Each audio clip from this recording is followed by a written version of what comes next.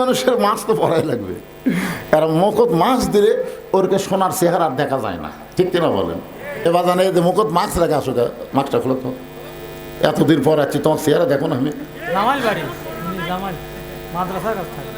ঠিক আছে, এটা দেখার জন্য বললাম বাবা, মুকুট দিয়ে থাকো, যখন মোটর সাইকেল চালাও ধুলে বালি যেন আপনার নাকে মুখে না ঢোকে, এই জন্য মাস্ক খালি করোনার সময় না, সব সময় পরা দরকার, ঠিক না? আর মেয়ে মানুষের মাছ তো পরাই লাগবে, কারণ মুকুট মাছ দিলে ওরকে সোনার চেহারা দেখা যায় না, ঠিক কিনা বলেন? কিন্তু করোনার সময় সব মেয়ে মানুষ মাস্ক দিচ্ছে আর দিচ্ছে না। মেয়ে মানুষের করোনা বেশি বিপদ না পর পুরুষ দেখা বেশি বিপদ? ইন্নালিল্লাহ কখন পড়বে করোনা এলে? যেই দেশের থেকে তুই হজ করবার আইসিস ওই দেশটাই হলো ভেজাল। জোরেখন কথা ঠিক না? 11 সালে বাংলাদেশের প্রধানমন্ত্রীর নাম হলো হাসিনা। জোরেখন নাম কি? এরশাদ চাচা পতনের পর বাংলাদেশের জনগণ আর মরদ মানুষও দেখেই নি পারে। আগামী ইলেকশনে যে কি হবি, খালেদা জিয়া হারে চাঙ্গা হচ্ছে, হাসিনার সময় মনে হয় খালেদা যায় অবস্থা, ধরে কোন ঠিক কিনা? এখন মোটামুটি সাইজ হচ্ছে।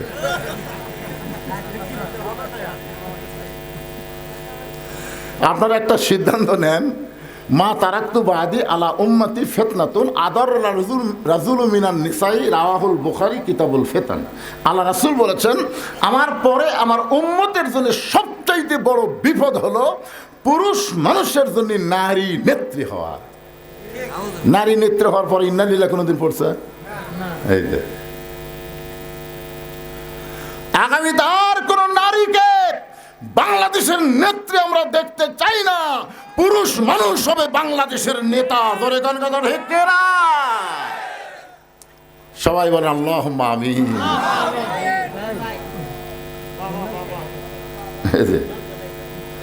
আমার দয়াল বাবার দরবারেতে কেউ ফিরে না খালি হাতে।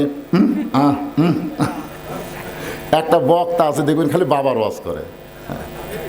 আল্লাহর ধন নবীর দিয়া, আল্লাহ আছে গায়েব হইয়া, নবীর ধন খাজানিয়া শুয়ে আছে আজমিরে, কেউ ফিরে না খালি হাতে, খাজারে তোর দরবারেতে। জোরে কন, আরো জোরে কন। এটা কি হয় বলা লাগবে? কেউ ফেরে না খালি হাতে, আল্লাহ তোমার দরবারেতে। বলে ফাঁসির কাজটা আপনি জানেন আপনার ফাঁসি হবে, মৃত্যু হবে। মীর কাসেম আলী মুসকে মুসকে হাসের বলে, তোমরা বলো আমার ফাঁসি হবে, কিন্তু আমার আল্লাহর কোরআন বলতেছে আমার মৃত্যু হবে না। ওয়ালা তাকুলু লিমান ইউকতালু ফি সাবিলিল্লাহি আমওয়াতুন বাল আহইয়াউ ওয়ালাকিন লা তাশউরুন।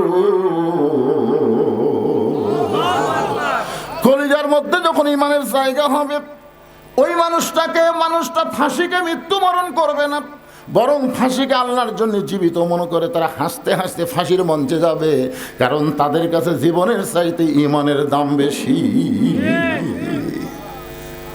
এবার জানে যে মুকুট মাছ রেখে আসো, মাছটা খুলো তো, এতদিন পর আছি, তোমার চেহারা দেখো না। আমি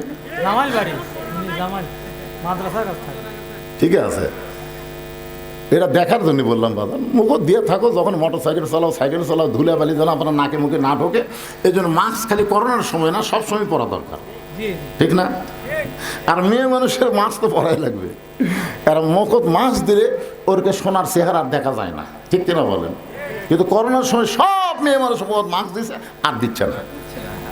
মেয়ে মানুষের করোনা বেশি বিপদ না পর পুরুষ দেখা বেশি বিপদ? ইন্নালিল্লাহ কখন পড়বে করোনা এলে? আল্লাহ কোরআনে বললেন, অকরনা ফি বুয়ুতিকুন্না ওয়ালা তাবাররাজনা তাবাররুজাল জাহিলিয়াতিল উলা। রাসূল খাদিজার কপালে চুম্বন দিয়ে বললেন, খাদিজা, ওই আল্লাহর শপথ করে বলতেছি, ঈমান গ্রহণ করার পরে আল্লাহর সঙ্গে যে সম্পর্ক গড়ে তুলেছেন, আপনার যখন মৃত্যু হবে আল্লাহ আপনার কবরকে জান্নাত বানায়া দিবে। এখন আপনাদের কাছে আমি জানতে চাই, গোরস্থান যদি জান্নাত হয়ে যায় তাহলে 500 বছর কি, আর 50,000 বছর কি, আর 1 কোটি বছর কি? গোরস্থান জান্নাত হয়ে গেছে, আর এখানে বছরের হিসাব আছে? সুবহানাল্লাহ। এরপরেও মা খাদিজা যখন ছোট বাচ্চার মতন কান্দে, রাসূল বলে, খাদিজা এত বড় সান্ত্বনা পুরস্কার দিলাম, এরপর আপনি কান্দেন কেন? খাদিজা বলে, রাসূলুল্লাহ যদি আপনার কাছে কিছু চাই আপনি কি আমার দিবেন না? সঙ্গে সঙ্গে রাসূল 3 বার নাউজুবিল্লাহ বললেন। নাউজুবিল্লাহ, নাউজুবিল্লাহ, নাউজুবিল্লাহ। কয়বার? খাদিজা বললেন, হুজুর আমি আপনার কাছে কিছু চাই। এই কথা শোনার পরে আপনি 3 বার নাউজুবিল্লাহ বলার কারণ? রাসূল বলেন, খাদিজা ঈমান গ্রহণ করার পরে আল্লাহ ছাড়া অন্য কারো কাছে আর চাওয়া জায়েজ। এখন আপনারা আল্লাহ ছাড়া অন্য কারো কাছে চান?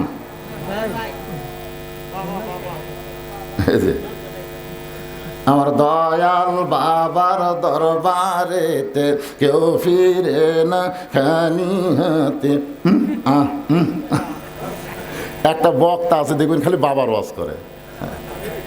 আল্লাহর ধন নবীরে দিয়া, আল্লাহ আছে গায়েব হইয়া, নবীর ধন খাজানিয়া শুয়ে আছে আজমিরে, কেউ ফিরে না খালি হাতে, খাজারে তোর দরবারেতে। জোরে কন, আরো জোরে কন। এটা কি হয় বলা লাগবে? কেউ ফেরে না খালি হাতে, আল্লাহ তোমার দরবারেতে। ইয়াকা নাবুদু ওয়া ইয়াকা নাস্তাইন। আমরা গোলামি করে আল্লাহর সাহায্য চাইবো আল্লাহর কাছে, আল্লাহ ছাড়া অন্য কারো কাছে চাওয়া যাবে না, এমনকি নবীর কাছেও চাওয়া যাবে। আল্লাহ রাসূল যেতে পারবেন? 11 সালে হজ করতে গেছিলাম প্রথম। আমরা তো গোরস্থানে যাই, আমরা দোয়া দরুদ পড়ে হাত তুলি না। ভাই আপনারা হাত তোলেন না গোরস্থানে? দোয়া দরুদ পড়ে যারা কবরে আছে তাদের রুহের মাগফিরাতে আমরা দোয়া করি। আমি মনে করছিলাম সবচাইতে দামি, যাকে কবরই বলা যাবে না, আল্লাহ রাসূলের, এটাকে আমরা কি বলি, কবর না রওজা? সবাই বলে ওই যে রাসূলের রওজা, পাশে আবু বকরের কবর, পাশে উমরের কবর। আমি মানুষের মুখে বলতে শুনেছি, রাসূলের কিন্তু কবর কয়নি, বলে যে রাসূলের রওজার পাশেই আবু বকরের কবর, পাশেই উমরের কবর। তার মানে বোঝা গেল যে এই আবু বকর উমর কবর আর রাসূলের কবর না। কারণ কি এখানে রওজা বলার কারণ কি? আমি একটা গজল গাই, দেখেন তো আপনার বুঝতে পারেন কিনা। গাবো? ইসলামের আলো জ্বলায়া দিয়া নবী শুইয়া আছেন সোনার মদিনায়।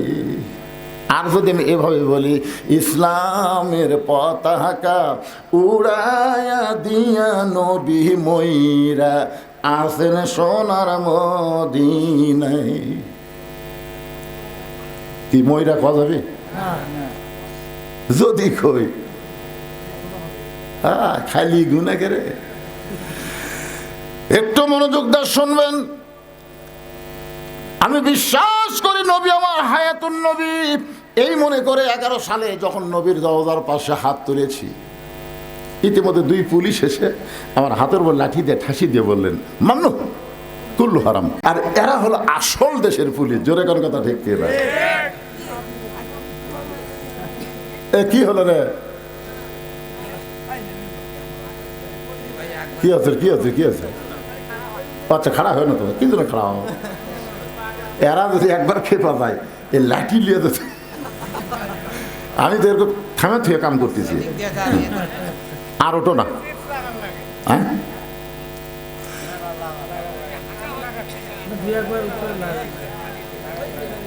হ্যাঁ কি বলতেছিলাম, কি বলতেছি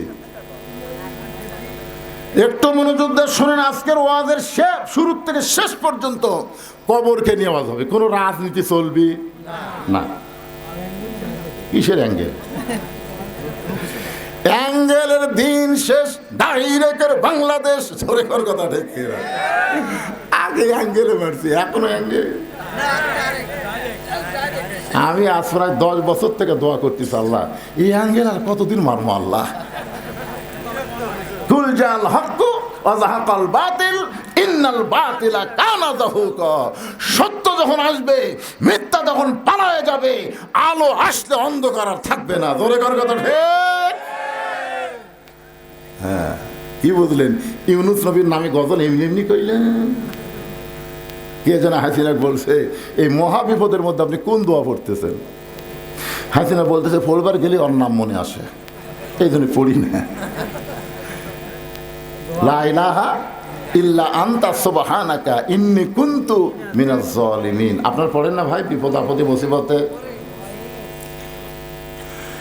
একটু মনোযোগ দিয়ে শুনবেন। আল্লাহর নবী রওজার পাশে হাত তুলবার দেয়নি, বলেছে হারাম। আমার মন বলতেছে 2 টাকার পুলিশ হয়ে আমার মতন মৌলবীর হাতর ঠাসি মারল, তুই হক চিনিস? এটা আমার মন। আর ইমান বলতেছে মাওলানা তোর ইমানের মধ্যেও ভেজাল, তোর আমলের মধ্যেও ভেজাল।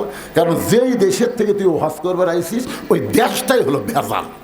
জোরে কোন কথা ঠিক না? 11 সালে বাংলাদেশের প্রধানমন্ত্রীর নাম হলো হাসিনা। জোরে কোন নাম কি? এরশাদ চাচা পতনের পর বাংলাদেশের জনগণ আর মরদ মানুষও দেখেইনি পারে।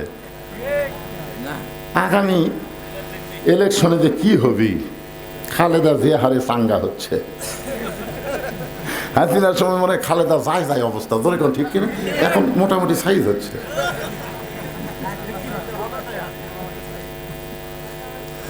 আপনারা একটা সিদ্ধান্ত নেন, মা তারাক্তু বাদি আলা উম্মতি ফিতনাতুন আদার রাজুল মিনান নিসাই, রাওয়াহুল বুখারী কিতাবুল ফিতান।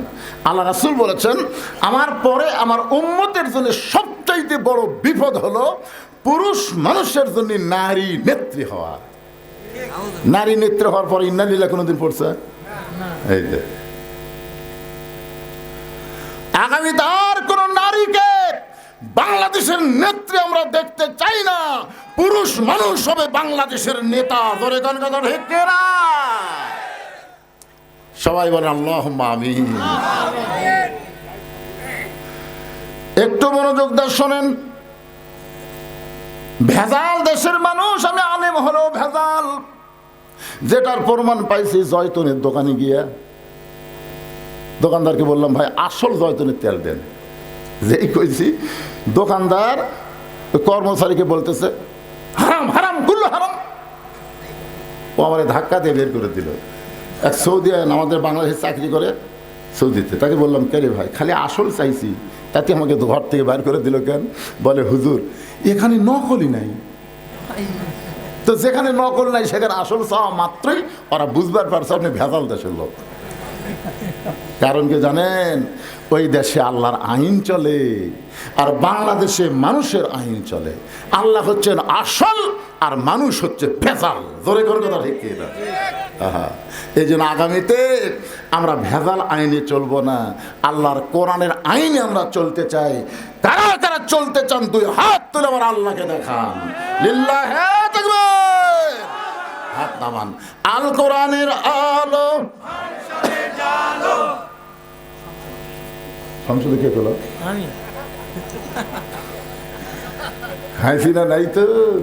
না না 16 দিন থেকে আছি। আরে আপনারা কি মনে করতেছেন অন্যায় ভাবে যাদেরকে ধরে লেগেছে, আমাকেও গেছে 9 বার, যাদেরকে অন্যায় ভাবে ধরে নিয়ে জেলের মধ্যে রাখছে তাদের বিচার হবে না?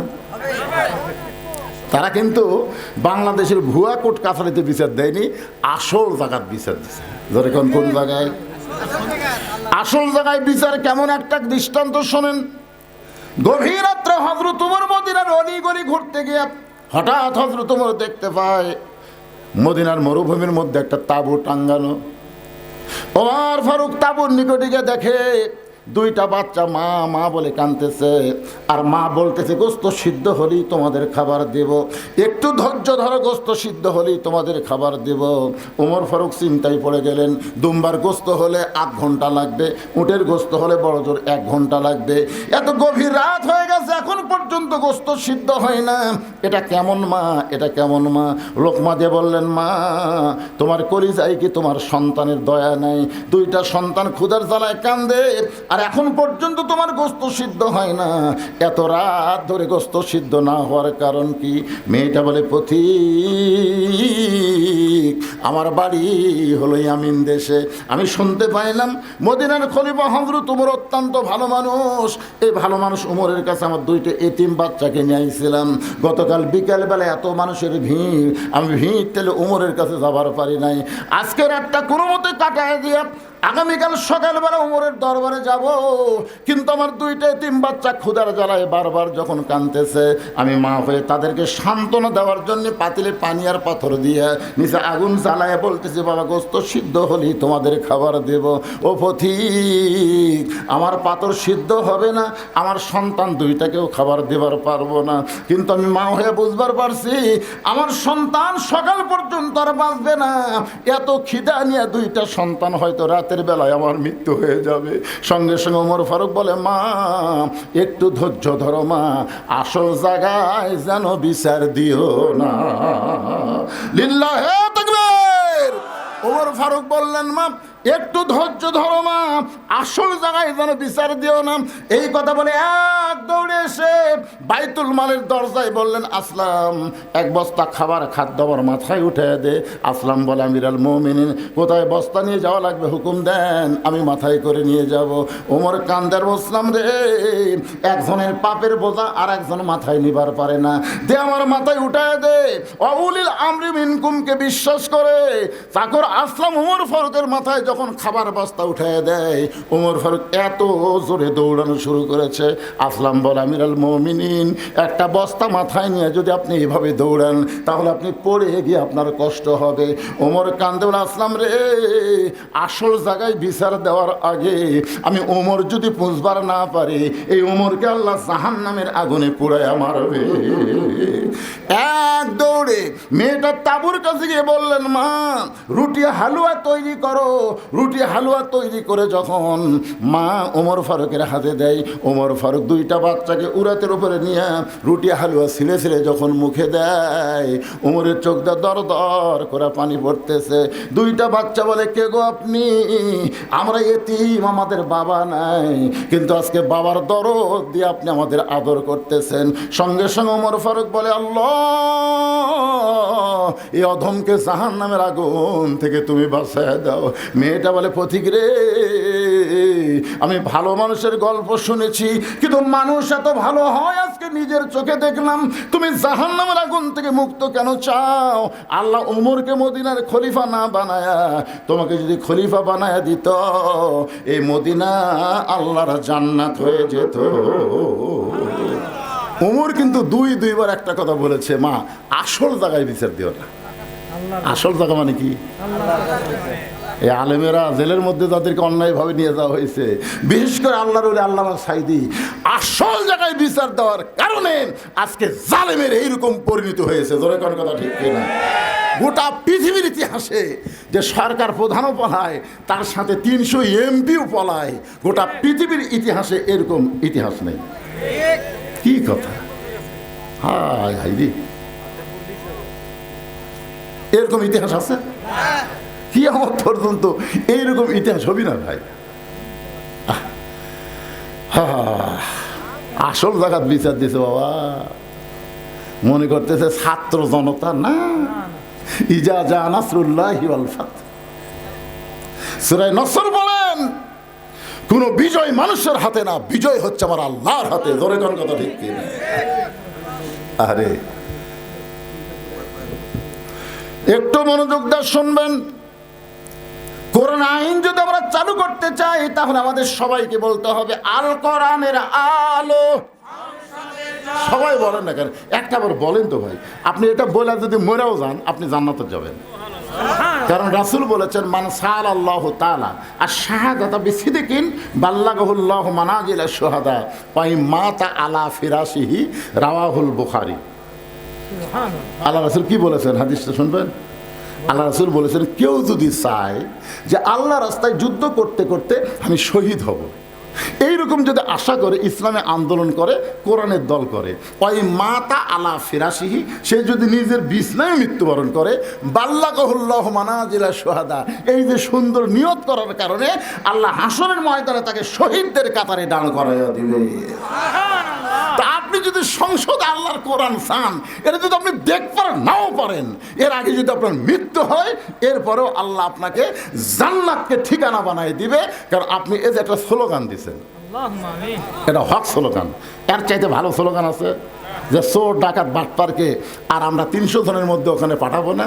এই মমতাজের মতন খারাপ গায়িকা গেছে, নায়িকা গেছে, লুচ্চা গেছে, বাটপার গেছে, চোর গেছে,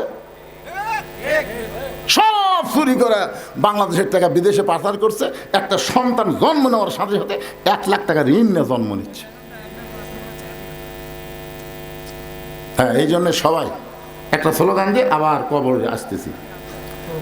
ওই কবরে যদি ফুলগুলো হয় অভিমানে ঝরে যায়, আমি মালা গেথে বলো কারে পরাবো, সে যে কেন এলো না, কিছু ভালো লাগে না, কবরে আসুক তারে। তো ওয়াজ হবে কবরে, অসুবিধা আছে, কিন্তু স্লোগান হবে সংসদে। আল কোরআনের আলো সংসদে জালো, কোরআন হাদিস যেখানে আমরা আছি সেখানে, দুনিয়ার মুসলমান লিল্লাহি তাকবীর। আলহামদুলিল্লাহ, কোরআনের আলোচনা করবো। আওয়ামী লীগ, বিএনপি আর জামাত আছে, আমরা সব মুসলমান কোরআনের দল। জোরে কোন ঠিক কিনা? একটু মনোযোগ দিয়ে শোনেন। খাদিজা বলতেছে, রাসূলুল্লাহ, আমি আপনার কাছে চাই। এই কথা শুনে আপনি 3 বার নাউজুবিল্লাহ বললেন, কিন্তু আমি আপনার কাছে যা চাবো তা যদি আল্লাহর না থাকে, তাহলে আল্লাহ কেমনে দিবে? নবী চুন করছে, কে খাদিজা আমার কাছে কি চাবে যেটা আল্লাহর নাই? আমরা সবাই জানি সব কিছুর মালিক কে, তাহলে আল্লাহর নাই। রাসূল বলতে, খাদিজা আপনি একজন 1 নম্বর ইমানদার। সর্বপ্রথম নবীর হাতে যিনি কলেমা পড়ে মুসলমান হয়েছে তার নাম কি? মারাত্মক কথা। হ্যাঁ, আরে মহিলা না, সর্বপ্রথম খাদিজা, তারপরে আবু বকর, তারপরে আলী।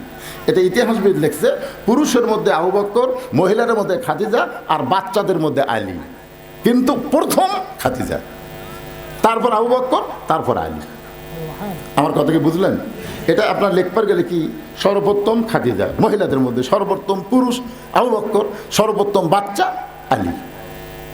কারণ খাদিজা যখন ঈমান গ্রহণ করছে তখন খাদিজার বয়স ছিল 55 বছর। কয় বছর? আর আবু বকর রাদিয়াল্লাহু যখন ঈমান গ্রহণ করছে তখন তার বয়স ছিল 37 বছর। আর হযরত আলী যখন ঈমান গ্রহণ করছে তখন তার বয়স ছিল 7 বছর 9 মাস। এখন আপনাদের কাছে যেটা বুঝতে পারতেছি সেটা হলো, আপনারা বলেন তো, বাংলাদেশে কোনো পীরের বউ ওই পীরের মুরিদ আছে? কেন নাই? কারণ বউ জানে আমার পীর সাহেব মাঝে মধ্যেই মুরিদের বইয়ের দিকে চোখ মারে, 1 নম্বর লুচ্ছে।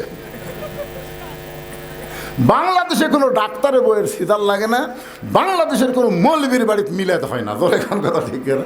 এই 3টা জিনিস আপনারা খেয়াল করবেন। হ্যাঁ, কিন্তু সর্বপ্রথম নবীর বিবি নবীকে বলে নবী বলে স্বীকার করেছে। এখান থেকে বোঝা গেল পীর ধরা চলবি না, মৌলবি ধরা চলবি না, হুজুর ধরা চলবি না, ধরা লাগবে একমাত্র আমাদের নবীকে। জোরে কোন কথা ঠিক কি না? উপায় নাই রে, উপায় নাই রে, উপায় নাই, নবী বিনে আল্লাহ পাওয়ার উপায় নাই। সবাই বলেন উপায় নাই রে, উপায় নাই রে, উপায় নাই, নবী বিনে আল্লাহ পাওয়ার উপায় নাই। দেখেন কোরআনে আয়াতটা দেখেন, আতিউল্লাহ ও আতুর রসুল ও আতিও কিন্তু নাই, ও আতিও নাই কিন্তু উলিল আমরি মিনকুম। আপনার বলেন তো, এই 2 জায়গাতে আতিও থাকলো, আতিউল্লাহ ও আতিউর রসুল, কিন্তু শেষকারে এখানে ও আতিও আল্লাহ বাদ দিল কেন? এখানে আল্লাহ কেন বললেন ও উলিল আমরি মিনকুম? নিঃসন্দেহ আল্লাহর হুকুম মানতে গেলে নিঃসন্দেহ নবীকেই শুধু গ্রহণ করা যাবে। নবী ছাড়া অন্য কাউকে নিঃসন্দেহে গ্রহণ করার উপায়। এই জন্য আল্লাহ বললেন উলিল আমরি মিনকুম। আমরা উলিল আমরকে মানব কতক্ষণ? উলিল আমর নবীর তরিকার মধ্যে থাকবে যতক্ষণ। জোরে কোন কথা ঠিক কিনা? নবীর তরিকা বাদ দেয়, নিজে একটা তরিকা বানালো কাদরিয়া, নিজে একটা তরিকা বানালো চিশতিয়া, নিজে একটা তরিকা বানালো মুজাদ্দেদিয়া, নিজে একটা তরিকা বানালো নকশবন্দিয়া। তার মানে বোঝা গেল নবীর তরিকা বাদ দিয়ে নিজে কেউ যদি তরিকা বানায় ওই তরিকা মানা যাবে না। কেবলমাত্র আল্লাহর হুকুম নবীর তরিকা মোতাবেক আমাদের চলা লাগবে। ধরে কোন ঠিক কি না? আমার কথাকে বুঝবার পারছেন? আমরা ইমাম মানবো, ইমাম আপনি মানবেন না? একটু যেহেতু বেহাদাল ইমাম কছেন মানবেন না? কতক্ষণ?